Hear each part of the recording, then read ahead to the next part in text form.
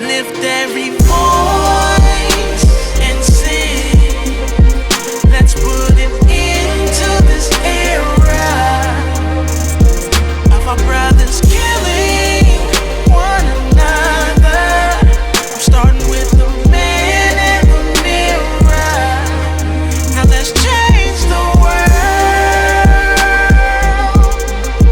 Let's change the world. Yeah.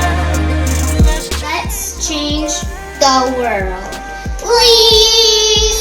Let's change the world, yeah, yeah. Let's change the world.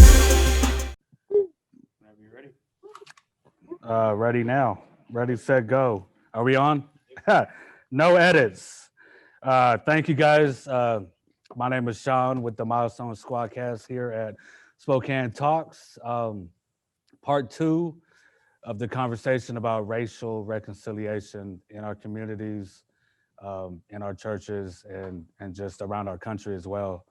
I'm pretty excited because I was under a lot of attack this weekend, so that means Satan don't want us to talk about this. The more I think about it, oh, look at that little baby boy right there. Sorry. Yeah, daddy duties don't stop. So it's just been, I realized like how deep this goes and how evil this really is, this issue, and how it leads, the hatred, it leads to so many other things. So I don't like to call this stuff interviews. Like, this is just a conversation. So anybody just join in. Phil, you know how we do. Just jump in. I know your time is limited, man. So I want to hear what's on your heart, because I know you're over there at Gonzaga and you're dealing with what students are going through out there. Yes, sir. What are some of the things you guys are trying to implement to ensure safety with the kids, man? Wow, at the university level here, that's so much. But let me start by saying, or answering your question, Sean, how I'm feeling. I'm feeling like my breath has been taken away this week. I'm feeling like I'm tired once again. I'm feeling like yet again I have to look to my singular surviving son and say a prayer for him. I'm feeling like, you know, in a nation where we've been locked down, isolated, disconnected, we're coming out and sad to say we are getting back to what was normal prior to the pandemic. And that is lives being lost, lives taken callously. And if we speak about it from a faith-based standpoint, we simply need to go to Exodus 20 and 13. You shall not murder. And that covers, you know, causing human death either through carelessness or negligence, as we've seen with Dante Wright in the most recent case. So that's how I'm feeling. I'm feeling like the wind has been taken out of my sails. I'm tired. I'm tired of having the conversation over and over again, seemingly feeling like it's the same thing that's going on. So that's how I'm feeling right now today, Sean, just to be honest. Yeah, I hear you, man. Part of what I was feeling this weekend was like, why am I doing this? Like, trying to bring people together. Life is still hard. Jacob, you know me personally, man, and you've been with me and my family through some really hard times, and you helped support my son and his mom while I was in the program out here. So I was just feeling like, why am I even doing this? But then, and it's crazy because DMX died this weekend, right? And he's a rapper, and there's a lot of pain and struggle and suffering in his music. And then I started thinking about the kids, Phil, that we talk about, these youngsters out here, and I can feel the pain of a lost generation of people, and I can hear the cries of their souls, and it just breaks my heart. And then I think about my son and what I had to go through. So we got to keep going, man. We got to keep pressing. You real quick, and I don't want to monopolize the time. I got to dip out of here early. But you mentioned DMX, and for all of his slights, and we're all human, so we all have the frailties that Brother X had. But there's a song that really hits, and I've been listening to it all weekend, and a couple of verses of it really speaks to both what's happening here with our young brothers and sisters, which relates to gun violence and gang violence, and another verse that hits to what's happening in the nation. And the lyrics come from the track "Who We Be," and here's the first one that applies to Spokane here, and everyone on this panel could recognize this. The lyrics say this: the tears, the hugs, the love, the slugs, the funerals, the wakes, the churches, the coffin, the heartbroken mothers. It happens too often. The problems, the things we use to solve them. And that's the biggest issue that's going on here in our city, right? We all got problems. We all got struggles and drama. But what we use to solve those problems is what's creating or taking life and creating heartbreak and pain. The other verse that's hitting in this nation, listen to this. He says, the streets, the cops, the system, harassment, the options, get shot, go to jail, or get your ass kicked, excuse my language. The lawyers, the part, they are of the puzzle, the release, the warning, try not to get in trouble. Now, see, this is what we have to deal with, brothers and sisters, that are in the system. You hear what I'm saying? So yeah. I would encourage all folks, tap back into to DMX, listen to the lyrics of that song, let it soak in, and you can see that this brother was a prophet well before his time. And that was many years ago when that song dropped. Man, so I know you got to jump off real quick. I want to read something. I don't remember how I even got this book or who gave it to me, but it's called Roadmap to Reconciliation, Moving Communities into Unity, Wholeness, and Justice. And a quote in chapter 5 is called A Group Effort. This is by an unknown author. Great achievements are not born from a single vision, but from the combination of many distinctive viewpoints. Diversity challenges assumptions, opens minds, and unlocks our potential to solve any problem we may face. The quote in chapter 6 is planning for action. For it is not difference which immobilizes us, but silence. And there are so many silences to be broken. So a lot of people don't want to speak about this issue, and they don't. And I feel like, as I've been really just praying and asking God, like, why are we talking about this? Why do you want me to talk about this? And how do we move forward? And I feel like people need to be educated, right? If you don't understand why certain minority ethnicities feel the way they feel, then have a conversation with somebody that you know that's from a different background than you, right? So, Ping, I know we've talked about some things. You mentioned model minority. I've never heard of that term. Lisa, I know that you work with the NAACP here in Spokane, so I just want to hear some of what you guys are thinking and how you guys are feeling leading up to this conversation today. But anybody just jump in. Like, I don't really go down the line, so just jump in. We're having a conversation. Thank you, Sean. I appreciate this. The opportunity to speak up in your studio today.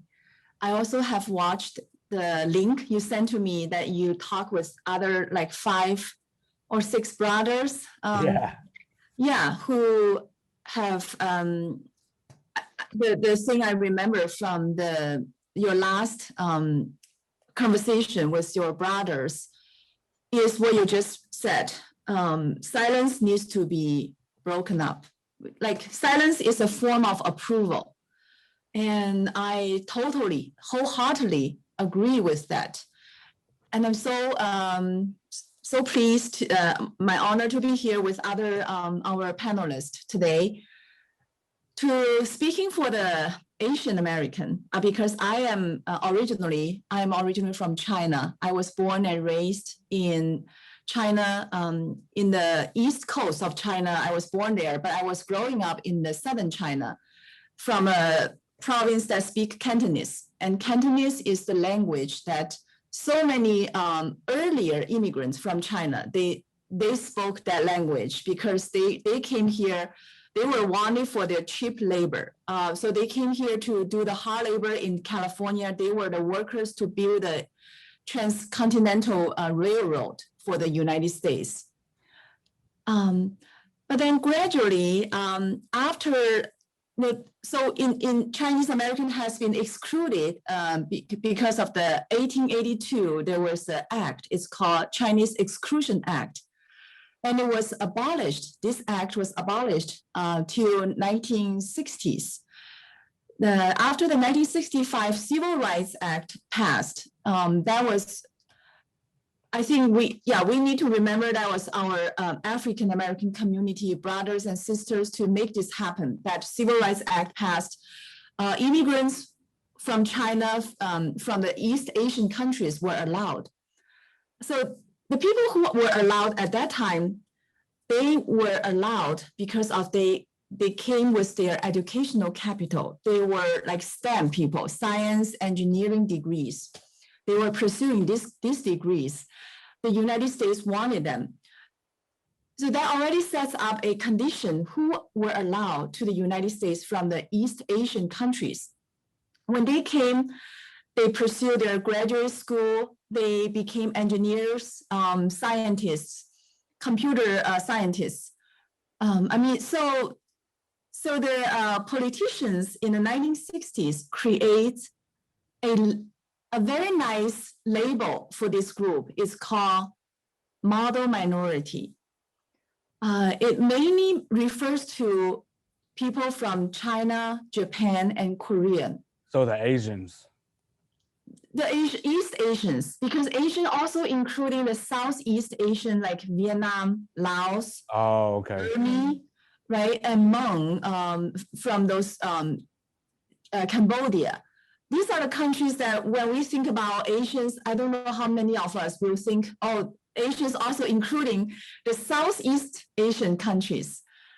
So the people from China, Japan, and Korea, they got their very high degree in education, and they were working in those high-end corporations. So people think they are very successful. That's how the model minority came to be in a being. And the politicians said another purpose is to blame the other people of color communities, especially African Americans, saying that, see, oh, Asian come here with nothing, only maybe $1 in their pocket, and they can make it. Why can't you? Just learn from them, work hard. And so that puts the blame on the people who are not considered as successful. And the model minority also has another expectation that when you are treated differently, don't speak up. Just be grateful what America has to offer to you, just to say, yes, we appreciate the opportunity here in this free land. We are successful because of here gives us the opportunities. So it shuts up you cannot speak up for yourself. You are not encouraged to be yourself. That's a very harmful, detrimental part of being a model minority. So that's what that is still a very, very popular stereotype held by so many immigrants from China, because I am living here. I know there's an immigrant community from China here. And I was once the president for the Spoken Chinese Association. I'm not anymore, okay? So don't think that I am still related to the Spoken Chinese Association, because I saw, to be honest, we need to reflect on our own racism. If we hold on tight to the model minority, that's racism. And we need to realize that. So yeah, maybe I have spoken too much. I would like to just pause here. No, you're good. As you were speaking, I was thinking more about how that's just a tactic to further divide people and oppress people and silence people. So what do we do? Oh, you got anything you want to share, dog? You were in Seattle. I'm sorry. You were in Seattle during all the protests and the riots. Yeah, NC. I mean, we covered it. Yeah, Like you were. at times, many times we were the only camera that was there in the chop. But I mean, what I would say in this conversation this morning is like what we're impacted by here as news media and as Black news media is, you know, we're trying to internally deal with the coverage of what's going on here in America. You talk about the Derek Chauvin trial. You talk about what's just happened there in Brooklyn Center, Minnesota. I mean, we see this video coming out of this Black lieutenant getting pulled over there by the police in Windsor, Virginia. And I mean, there's so many things just locally here that are impactful as well. I mean, it's just a shooting here in the Central District on 23rd Jackson. And, you know, it's difficult. I tell my colleagues that work at like the affiliates here, ABC, NBC, CBS, I mean, they cover these stories and go home. But, you know, when we cover a murder in our neighborhood, oftentimes you'll see the mom at the coffee shop. Your kids might have went to school with their kids. And so it's like we're constantly impacted to the point that it's like the National Association of Black Journalists, they got like a free therapy hotline or whatever for Black journalists that are covering this George Floyd trial. I mean, literally, if you're covering the trial, you've seen George Floyd murdered over 100 times. You know what I'm saying? I mean, it's man, we're just real impacted right now as what we see going on in the country, what we see around social justice, what we see around police violence. And, you know, it's very difficult at times to be fair and to be, you know, we try to be as fair as possible and give the benefit of the doubt. But, you know, it's difficult here. Yeah. So my question, because I want to be able to let everybody have a chance to speak, what can we do? Because obviously things need to change in our government. And I know that that's going to take time. People need to be educated in how we can get involved and use our voice in local city governments. But just at the level of our communities, what can we do? How can we? No, I mean, well, get engaged. I mean, here in Seattle, you know what I'm saying? So I'll give you a quick example and I'll be easy on time. We've got white people here who move into the Central District, displace Black people, and then put in a Black Lives Matter sign in their window. You know what I'm saying? Don't gentrify. That's one thing we can do. Another thing is that we've got people need to be authentic in their intentions. If they really want to make a difference, then really be about making a difference. You got people who put a Black Lives Matter sign in their window, but won't hire somebody because their name is Fuquanda or Joaquin. You see what I'm saying? Yeah. Let's be intentional. If we really want to make a difference, let's not just put window dressing there. Let's be intentional about making a difference in our community. And that's the best advice that I could give, because right now there's too many people who are just talking about it and not being about it. And being about it doesn't mean you need to be in the streets and protest. Be about it means engage your local politician, write letters, show up for community meetings. You know what I'm saying? I mean, you know, look at your HR department at your company and be like, man, why, you know, are they really hiring Black people? You know what I'm saying? If you're a loan officer at the bank, give that Black loan a second look. These are some things people can do. Yeah. And then so that's what I feel like this show's about, man. Like what kind of practical steps can we take and be applicable about the things we can do? I don't have the answers, you know, and I feel like cultural transformation is a theme of this show. So I have to look inward constantly to see how I'm treating people at work, how I treat somebody at the bus stop or downtown at the bus plaza. And I have to constantly look at inwardly to see what's going on in my heart so that I can treat people the way that I want to be treated, the way I want my son to treat people. You know what I'm trying to say? So somebody else jump in, anybody.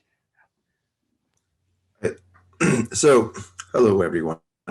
Um, so I think that honesty and transparency is really important.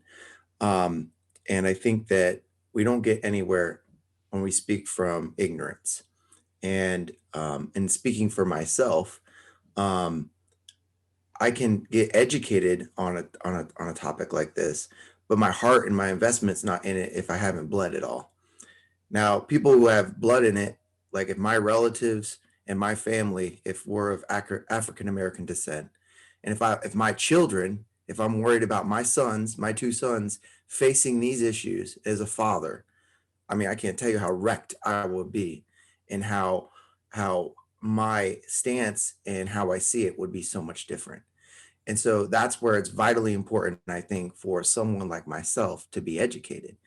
The church that I currently serve at, pastoring, I'm working with a lot of youth, and these youth are, we'll be honest, they're of privilege, not just because of their color, but because of the fact that they come from very affluent homes, and so I can't really speak too much to them at times, or they don't really understand my background because I didn't come from a home like that.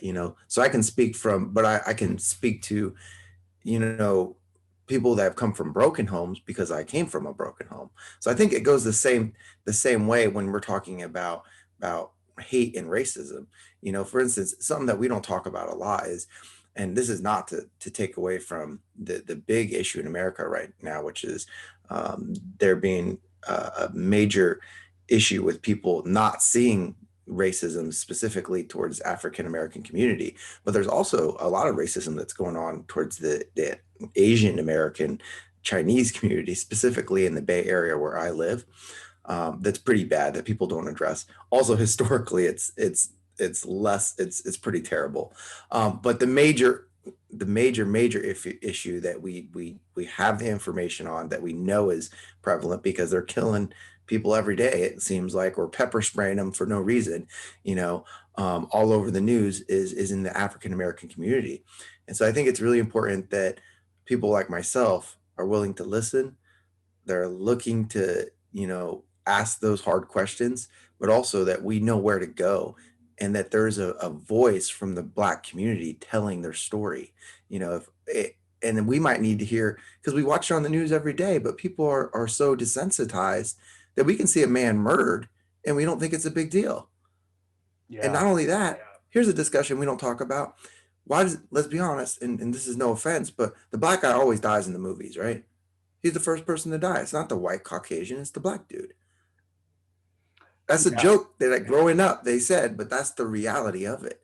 We're trained. People do not value. I think there's a subconscious level that people do not value Black lives as much as they do white lives.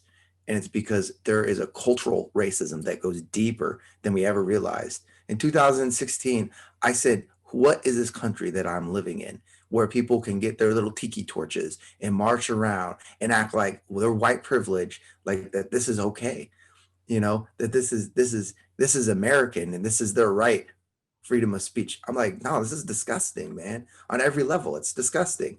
And we can sit here and we can ignore it, but there's a deep-seated racism that goes back for ages, and it's been passed down like a virus. It's demonic. I don't mean to cut you off, man. Oh yeah. Are we gonna get cut off, or are we good? No, we're gonna get cut off. If you want to do it, continue, we'll have to start a Zoom call. Okay. What time is it? It is 10:33. Are you guys okay? Like, if we get cut off, we jump right back on? Because I want to continue talking about this. Part of what this show is about is having these hard conversations. I feel like a lot of times people don't want to have hard conversations. I didn't in my marriage, and I didn't know how to. But when everything fell apart and I had to come back to Spokane, I had to have even some of the hardest conversations I've ever had to have regarding how I ruined my marriage. So, but without the conversations, none of this stuff can happen. There's no change that can come. And so I just wanted to say that. Also, Jacob, what you were saying, like this stuff is, I'm gonna just say it, man. This is evil. This is of the devil. This is demonic, and it is bad. It was happening even before Jesus came onto the earth. And as I think about this conversation, even last time I was thinking about the book of Esther and how Haman was planning to murder all the Jews, complete genocide. And eventually at the end of the book, what he used to kill Mordecai and what he was planning to kill the other Jews with was used to kill him. And I was like, okay, guys, so what do I do with that? And I feel like the very hatred that was in his spirit, in his heart, killed him. And so I feel like there's a lot of underlying hatred in our country that is starting to come up and is starting to kill our country. And there's this hatred that people are exposed to and experience has turned inward. And I grew up gangbanging, so I've had beef with every race. And then I also see that blacks are killing blacks. They beef with blacks. Hispanics beef with Hispanics. Asians beef with Asians. Pacific Islanders beef with Pacific Islanders. And so now we turn inward and against each other. So it's crazy because it's getting worse, obviously. So David and Lisa, I want to hear from y'all. I think. Oh, Lisa, you want to take it or? I'll just say a couple things and then I'll pass it over to Lisa. I just wanted to kind of jump on what Jacob was saying about the idea that it's if you haven't lived it, then it's not something that you're familiar with. I've obviously lived it a little bit personally, and I've seen a lot of it around where I'm at. I'm in Tacoma, Washington. If anybody's wandering, born and raised on the hilltop, I've experienced a little bit of racism, but that's beside the point. For me, I wanted to kind of touch on the idea that the question to me, I think, is how do we get into these homes where you have these families that practice this racism? Because I think that's something that is totally being missed. Yes, it's something that we can talk about all day, every day, but you have whole cities, whole states that are filled with racism. How do we get into these places and change these people's perspectives so that it doesn't continue? Because yeah, we have this whole state here. All we have to do is have what usually happens is one or two people come out of that state, end up over here into this environment, and then it's like a disease. It feeds all through and it starts to hit all these other people. How do we change that? Because I think it's a lot bigger than us just changing what we see all day, every day. It's how do we get to these places and say, hey, we want to know you, we want to understand you, we want to live with you so that we can share our thoughts, our values, our ideas with you as well, so that we can, be amongst one another and live as one. It's interesting because I was having a conversation with my daughters last year. We went to Juneteenth. We all got together in our black outfits and we went to this rally. And my daughter said something to me that really hit me hard. She's like, my daughters are both, they're all mixed, they're black and white. And they said, Dad, yes, I'm here standing for change for black people, but I get treated unfairly because I'm mixed with white by the black people. And then the white people don't accept me because I'm mixed with black. We ain't even talking about that either, because now it's coming, there's racism from both perspectives. How do we deal with that type of feeling when, you want to be accepted by these people, but then they don't want to accept you because you're mixed with these people. And vice versa. Yeah. So I just want to throw that out there and get quiet again. Wow. That's deep, man. That's good though. That's real. Jonathan, Lisa, Sammy, how much time we got on that? Probably about a minute. You want to start a new one? Yeah, so we're gonna jump out, jump right back in like double dutch.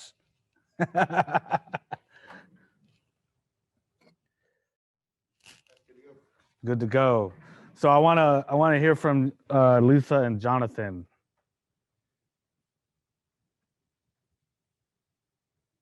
Ready, set, go. On your mark, get set, go. I'll let Lisa go first if she'd like. If not, I can go. So I just, right before this meeting, I had a meeting with Lewis and Clark High School literature class. And they are studying, they're actually have an assignment where they're doing a compare and contrast of civil rights leaders. And for example, Martin Luther King, Malcolm X. And I was telling them that when I was in high school, that we had a muzzle on us when it came to Malcolm X.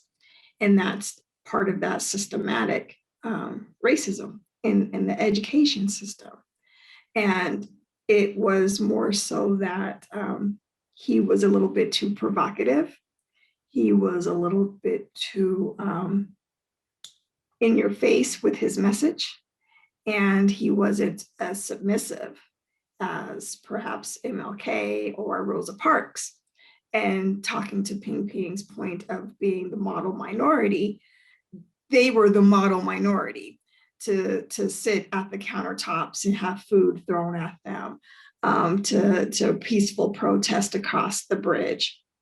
Whereas Malcolm X and the Black Panthers, they were like, no, you can try it if you want to, but this is what's going to happen in the event. And so the teachings later on, they didn't want to teach that to the students. They didn't want to show that there is, you can resist the unfair treatment that's being put onto you.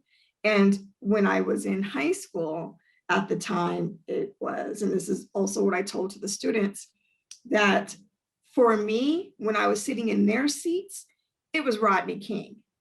And this ain't new. What you're seeing today is nothing new. And we talk about reconciliation, cultural reconciliation, for something that's been happening time and time again.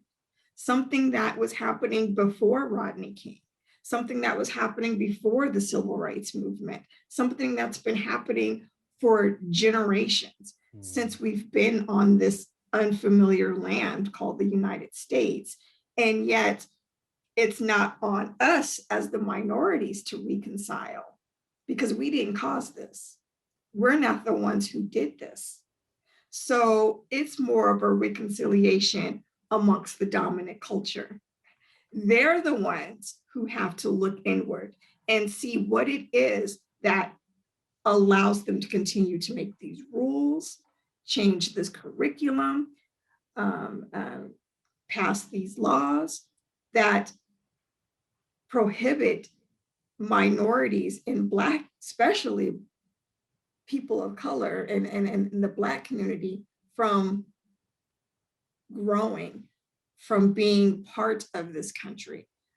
Civil rights passed laws that now we're not segregated, now we're integrated.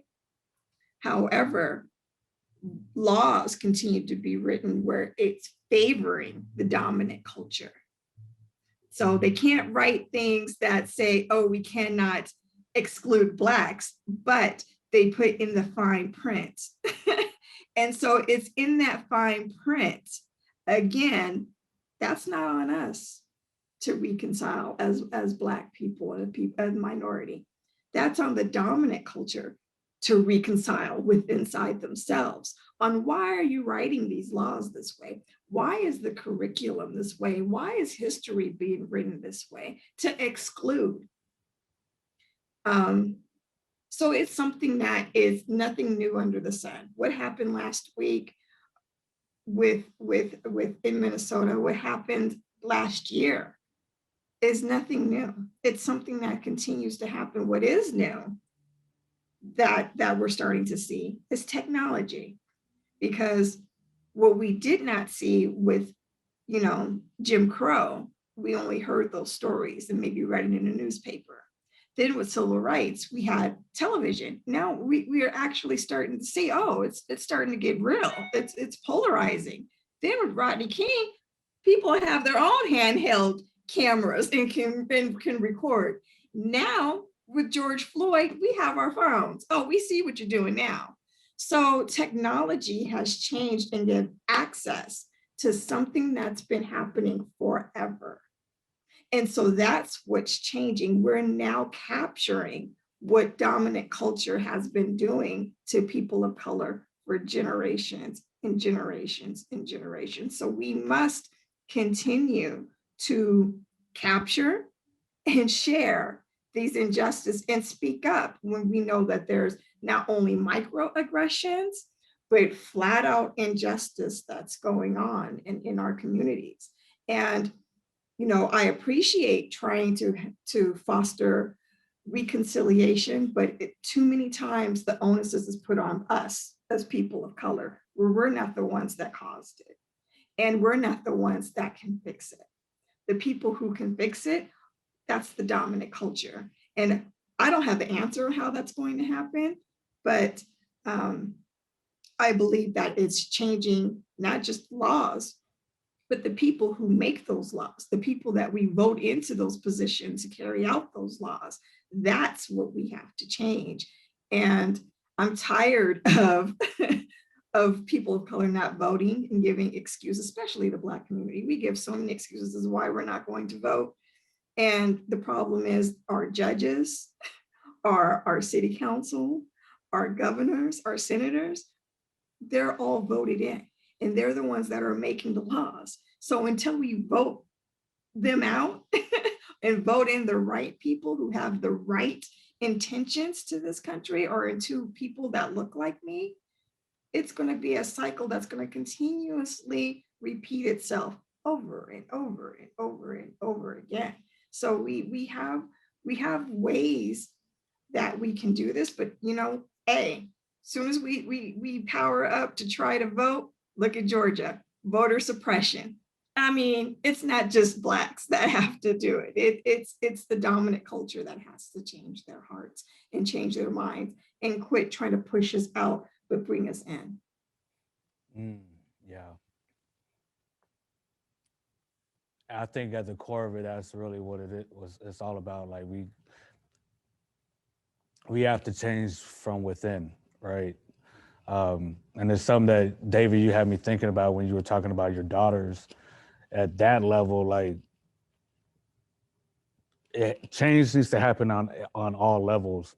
And I understand, like, a lot of minorities don't vote, but that's another thing that we need to deal with. Why don't we vote? And last year was the first time I ever voted in my whole life, and I was 40. And I didn't know what to do. And I remember, Jonathan, we had a conversation last summer, and I asked you, like, how do I even vote? Like, don't I need to know what's going on and what people are standing for? And then you pointed me towards, what is it? We believe, we vote, or we vote, we believe. And I had to do some research into, like, who am I voting for? Because I know blind votes is just it's not gonna help anything. So people need to get educated about that too, because are we desperate enough yet for change where we'll go to the polls and we'll vote? You know what I mean? And can we have community within our neighborhoods? So I've gone through a lot of transitions in my life. So if people are changing their hearts and they're humble enough to say, you know what, I've never talked to this guy down the street or this family next door, and for whatever reason, I make the approach, let's not be standoffish. You know what I'm saying? Like, because I understand too, like, there may be people that feel uncomfortable and intimidated because I didn't do this to you, but maybe my people did or whatever. Let's get out of that. Like, I'm so familiar with sitting in the fire and having uncomfortable conversations about myself and my past. and how it's destroyed my family. But to get to the other side, we have to have these hard conversations. We have to be humble enough to eat a humble pie that, you know, like I haven't been doing anything right. I've done everything wrong, and it's caused destruction in my own family. But there's healing that can happen. There's growth that can happen, and even restoration. So like anybody that's watching this, I want to just encourage, like, these are the things we have to have these hard conversations, and even acknowledge and say, I'm sorry that I haven't talked to you. You've been my neighbor for years, but I want to know who you are. You know, like, I'm about to barbecue. You want to join me? So Jonathan, man, you're running for city council. I hope you're good, man. These are hard conversations that we need to have as a community and even as a family, right? We're in it together, whether we like it or not. So we could rise together or we could fall together, but we're in it together. Yeah. Well, I also hope I'm good. And we'll we'll see how that goes. But something I just want to share, you know, I know that I know that you and I are both believers, and this is something that I wanted to share out of Matthew 22. I think this is the most anti-racist statement in the history of the world. But the Pharisees are trying to trap Jesus. They try to get him to, you know, say what's the most important law in all of the scriptures. And Jesus basically says, you know, there's all of the law can be boiled down into these two commandments. Love the Lord your God, have no other gods but him, and serve him. And number two, and it's like the first one, is what he says, and as important, is to love your neighbor as yourself.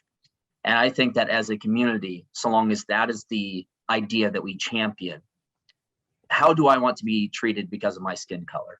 How do I want to be treated based on my religion? How do I want to be treated based on the way that I vote? How do I want to be treated based on, you know, who my family is? Those kinds of questions are ones that are really important to ask ourselves, and to make sure that, you know, when we see people. I've been reading this great book by Thaddeus Williams, and it's how do we not compromise truth while fighting for justice. And one of the things that he mentions over and over and over and over and over is how people are image bearers of God. And I think that as we remember that going through, that this person right here is an image bearer of God, the exact same as I am. Jesus died for this person the exact same as he died for me. That person is equally as important to our Father in heaven as I am. And having that, carrying that spirit with you wherever you go, makes it to where when you are interacting with other people, when you remember that they're a child of God the same that you are, it makes it really hard to treat somebody badly or to treat them differently, because they may look differently than you, or they may believe a different thing than you, or vote differently than you. And so for me, treating your neighbors yourself, that's the basis from which we can all spring forward into reconciliation. Is you know, none of us can make up for the things that you know, people in the past have done. There's no way that any of us can make up for that. But what we can do right now is we can commit to each other, one to another. I'm going to treat you as if you are an image bearer of God, the same as I am. And that's the one commitment that all of us can make, and we can make that very strongly. And that's a way that we can see, you know, great unity and healing in the community, is by championing that idea moving forward. Amen. Yeah. This weekend, when I was going through what I was going through and asking, like, why am I trying to have these conversations with people, and why this and why that? God, what are we supposed to do? Like, this is such a mess. It's such a mess. And that was, it's funny that you brought that up, that scripture, Jonathan, because that was the word I heard from the Lord was love. Love people, love each other. Lisa, you just had that call, that meeting with students at Lewis and Clark High School. When I did my internship at Youth for Christ, we were right across the street from the McDonald's, right there by Lewis and Clark, by LC High School. And I was supposed to go to the school and do some volunteer work, and invite the kids out to the center. And from what I understood, it's a 3-level high school, 3 floors. It's crazy how this is already set up like this within the education with the kids and all that. But at the top floor was all the like preppy folks. The middle floor was where like all the minorities and mixed cultures and all of that. And then the bottom floor was where mostly the Marshallese kids hung out. And I'm just like, are you serious, man? These are kids. They're doing it too. And that inward hatred and evil that I was talking about, like, we all are struggling through the same stuff, and we turn on each other and try to hurt each other and hate each other. But I gotta believe that how the devil meant to destroy our country and our community and the church through COVID and all this violence and protesting and riots, God is going to use it for something greater. And I feel like those that have never experienced any type of real struggle or oppression or suffering, I think that they have now. So I think that God is bringing us all to a place of humility where we can connect and relate to each other, and learn from each other. You know, my head still hurts, my face hurts, so I feel like Satan is mad at me, but I don't even care because my God is good, and He's gonna use this. He's everything that's going on. He's gonna turn it on his head, and the hatred is gonna become love, like compassion for one another.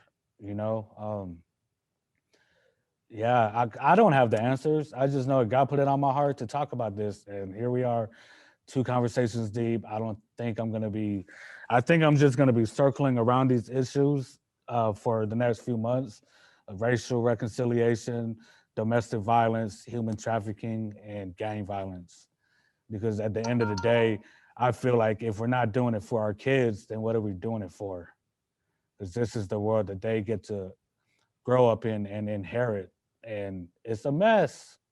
And it makes me discouraged. I got a beautiful baby boy and all the little ones. I love all these little ones, man. And I can't just not do anything about the world that they're gonna grow up in. Because and Lisa, you said something else too. You brought up Rodney King. So last year when all this stuff was boiling in my spirit and I was starting to work with Jennifer Thomas to put the podcast together, I was feeling like if we don't do something different today, if this happens again 20, 30 years from now, what are we showing our kids to do then? Riot and destroy the city, the community? Look, it didn't help. Nothing changed. The laws didn't change. The systemic racism didn't change. The neighborhoods didn't change. Nothing changed. It all got worse. And now it's boiling up again. And if we don't start to do something different, as it continues to happen, all our kids are gonna know 20 years from now is to do the same thing. So change is gonna happen one way or another. Is it gonna be good change or is it gonna be bad change? Is it gonna be love or is it gonna be evil? And I'm looking at that little baby boy right there, and I'm just like, and then like, so what is it like to grow up and just feel like your country hates you or your government don't love you, or your community thinks you're nothing? Like, that's a horrible feeling. I think Ping Ping was going to say something and then I'll jump in after her. Yeah, thank you, Lisa. I just want to respond, address Davy and Lisa's points. Davy, you pointed out that how can we get into the families who are kind of just repeatedly talking about the racism ideas, and then the mixed race children, they're not accepted by both communities, both racial groups. I totally get it because I teach at the Spokane Falls Community College. I specifically teach the race and ethnic relations class.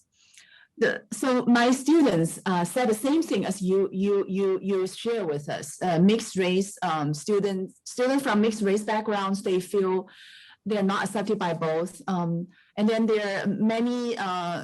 I think many white students are very honest while taking my class. That they open them up, saying that their grandparents or their parents are bluntly racist. They will say, yeah, about the bad things about Blacks and Asians or natives. So I think one way to change people's mind is through education. That's why I kind of wanted to promote, it's a required course for SFCC students to take, race and ethnic relations. But it's a long way to go. Yeah, people say, oh, why your class needs to be required? What about my class? What about my art history? That's diversity course too.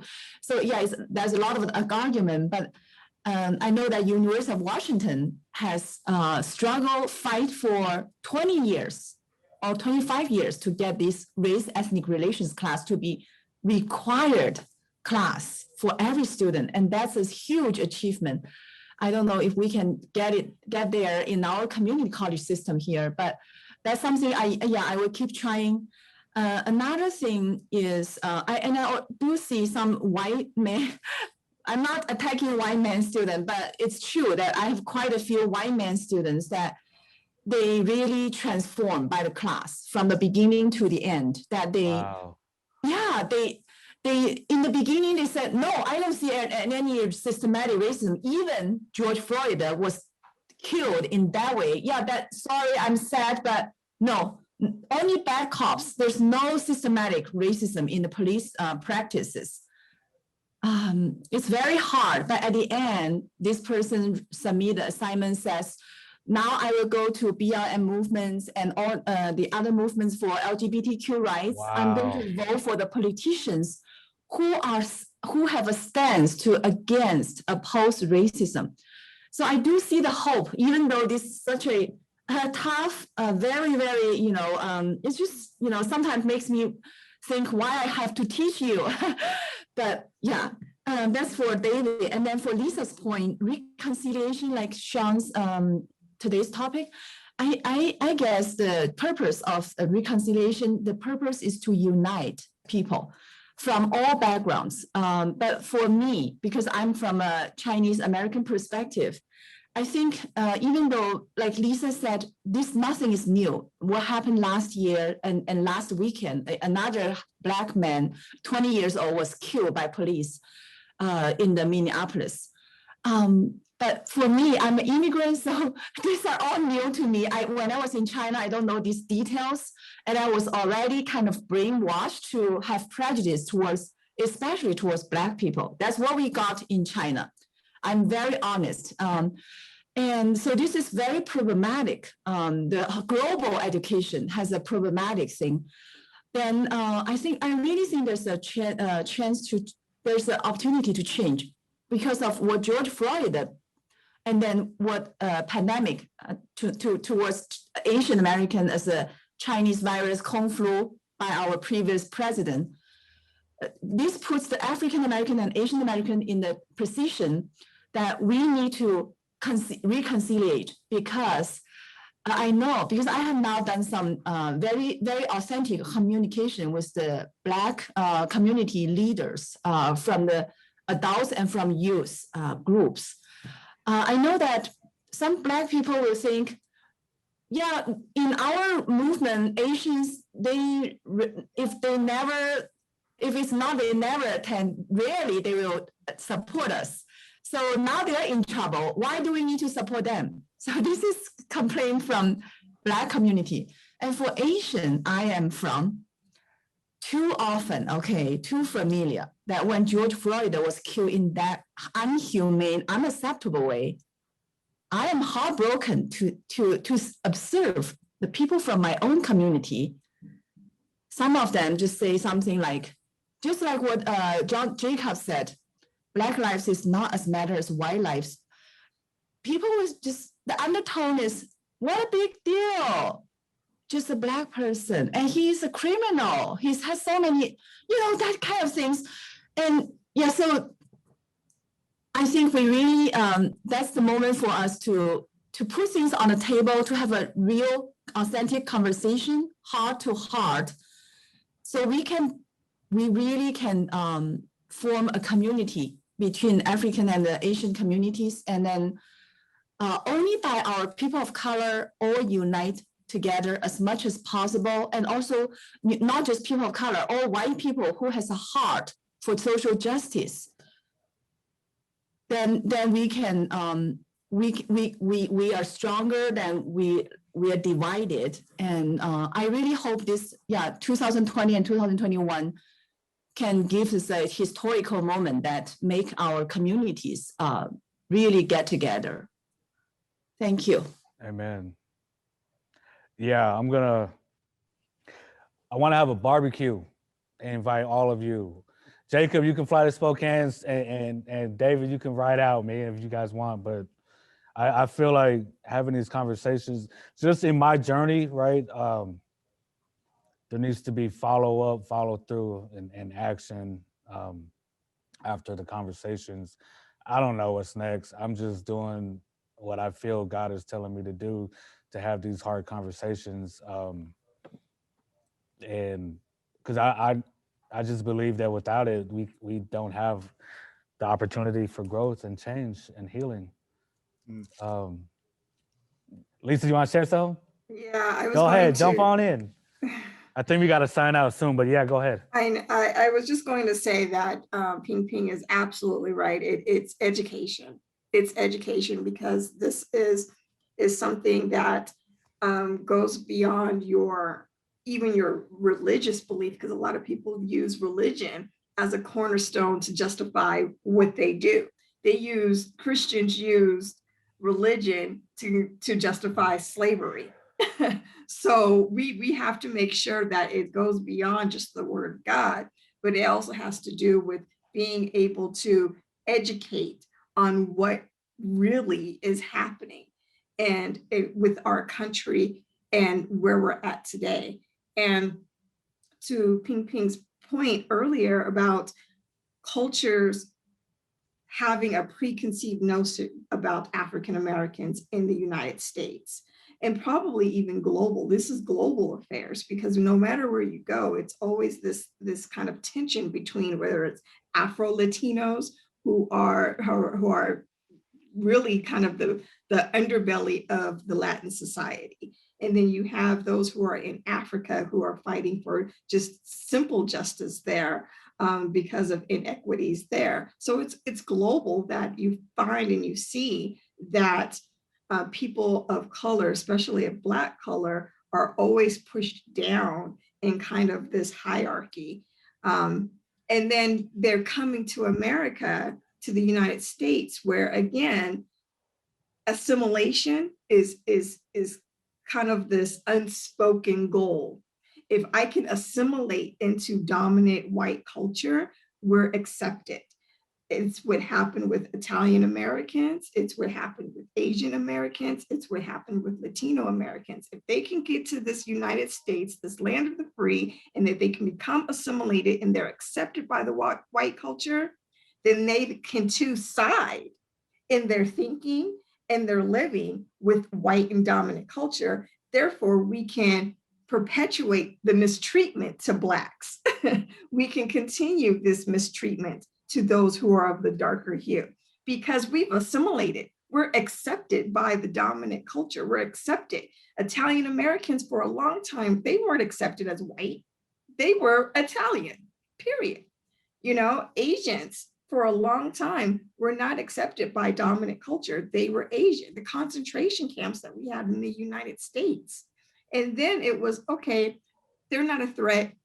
They're accepted. So then you see in recent years that there's this division, that you have Asians and you have Italians and you have those who have now been accepted and assimilated who mistreat Blacks because now they feel that they're part of the dominant culture. So again, it's layers. It's so many layers of our country that goes back beyond just, oh, it's a black and white or it's a slavery thing. It's beyond that. It's the global tone that we don't like people who are black, period. So looks like we're running out of time. I agree that education is going to be the key for anything to really happen. We just got to get educated, and not just in the level of going to school, but like even just in a conversation with my neighbor down the street. You know what I mean? Like just understanding who they are, getting to know them. My first conversation around this topic, I had a group of guys, my brothers, all from different ethnicities, but we all grew up in the streets, gangbangs, selling dope, in the hatred of our environments. Some are ex-convicts, done a lot of time in prison, and we do life together. We love each other. So if these former thugs and gangbangers and former drug dealers can come together and just love each other and accept one another and deal with our differences in truth and in love. And we come from environments where people get killed. People kill each other, right? Gangbanging, being in prison, all of this stuff.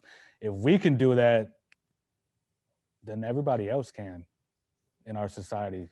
People in the churches, people in politics and in government offices and leadership. Like we come from backgrounds where you just being from the wrong side, you don't even have to say nothing. If I know you're an enemy of mine, yeah, you can get smoked. Either I'm gonna smoke you or you're gonna smoke me. If we can come together and say, hey, I love you, dog. Thank you for being in my life. You're a blessing. And why can't we all do that? Economics, money, when it comes down to it, it's political party. If it's my personal gain, and in the streets, yeah, it's territorial. In the streets, it's you don't come over to my neighborhood. This is my block. This my turf. But when you get into the political arena, it's the power, and with that power associated is with money. So I don't care what color you are, if you're disrupting my money and my power, then that's what that comes down to. And you could be the people of the same color when it comes to position, power, and money. And that becomes a hard fight when you get to that legislative political arena. In the streets, you shoot it out and you gain your territory. Mhm. And yes, we love to see gang reconciliation, but when someone's tax bracket is being questioned, that reconciliation is a hard beast, Yeah, it's because a whole nother fight. it taps into someone's lifestyle. Mhm. Because if you're trying to take someone's money, you know how it is on the street when you try to take someone's money. Imagine in the political arena when there's a little bit more power that they can, that's a different gangster. It is. It's a whole nother level of principality and evil, I believe, right? And so it goes back to being educated. And then also, I think, Lisa, you were the one that brought it up about us voting. Like, these people are voted in. So then that means, I think, if I understand correctly, we have the ability to vote them out and vote the right people in. And so that's there. It goes back to the education part too, right? And being able to, if I want change, then I got to be a part of the change. I got to get involved. We also not only have to vote, but we also have to breed new young politicians. For too long, it was, we want them to be a football player, a basketball player, a rapper. We want them to do something that they're going to get instant money. No, we need to start, and we want them to be doctors, lawyers, and that, because it's associated with high money. Well, we don't educate high power. And so high power means having political gain and political power and position. So we need to start teaching our students to be young legislators and young lobbyists and young senators, and getting into and showing them at an early age the importance of government.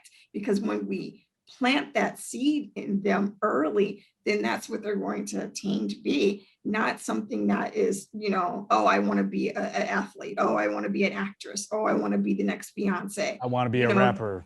Yeah, that's Yeah. that glitz and glamour, and it's quick income, so they think.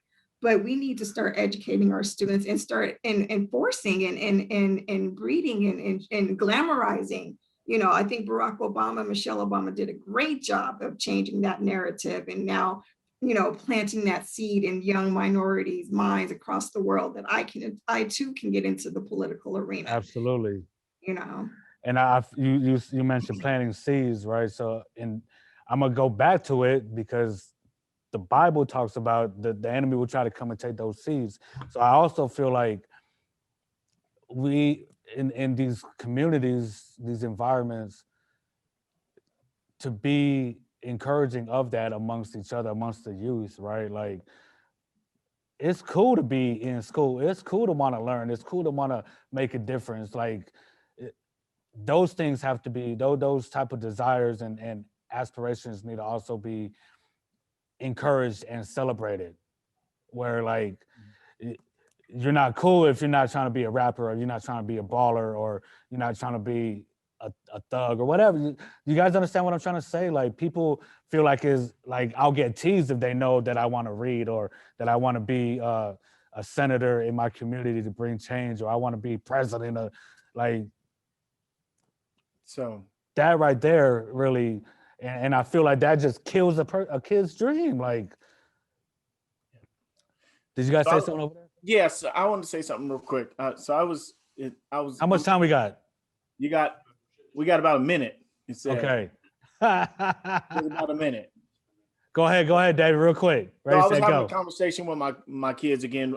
I'm going back to Juneteenth again. We were sitting in a circle talking about this whole ordeal that we're talking about now. And my daughters are like, yeah, let's go protest. Let's go to Seattle. Let's do this and that. I was like, that's not really going to help the situation. The only way that we are going to change the narrative is if we get into the office. Like Lisa was saying, you get into these office jobs, you continue to educate yourself, get in school, get those degrees. Both my oldest daughters are in college right now working on their degrees. Told them, get into those offices, make changes, be the change. Be the change. You got to. We're gonna have to end on that, man, because we got less than a minute. Positions where you can make the changes. I mean, be the change to make the change, man. I love you guys. Thank you guys for joining me. Milestones Squadcast is gonna take a team of us, and this conversation is gonna continue. So I'll be inviting you guys out more again to continue this, because it is a mess, but we gotta do something about it, and we can. Yeah. So yeah, let's do it. God bless you guys. Y'all have a great day. I'll be in touch with you.